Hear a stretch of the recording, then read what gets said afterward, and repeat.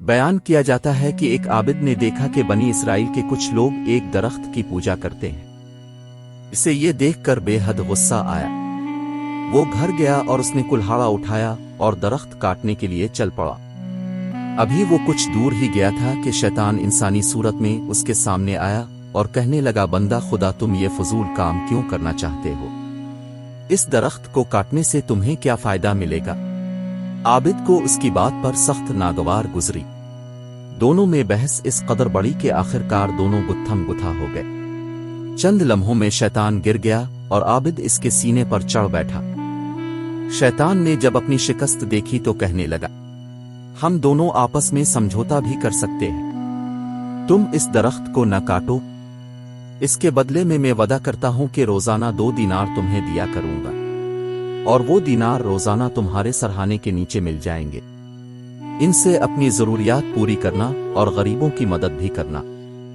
اس بات پر عابد راضی ہو گیا اور درخت کاٹے بغیر واپس آ گیا۔ 2 دن تک تو عابد کے سرہانے 2 دینار ملتے رہے، لیکن تیسرے دن سے یہ سلسلہ بند ہو گیا۔ عابد نے کچھ دیر انتظار کیا، پھر غصے سے بھرا کلہاڑا لے کر درخت کاٹنے کے لیے چل پڑا۔ راستے میں پھر شیطان کھڑا نظر آیا۔ شیطان نے پوچھا، کہاں جا رہے ہو؟ عابد نے کہا، درخت کاٹنے جا رہا ہوں۔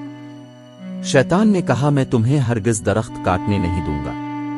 وہ دونوں ایک بار پھر گتھم گتھا ہو گئے، لیکن اس بار شیطان نے عابد شخص کو چت کر دیا اور اس کے سینے پر چڑھ گیا اور کہا، اگر تو نے درخت کاٹنے کا سوچا بھی تو میں تجھے جان سے مار دوں گا۔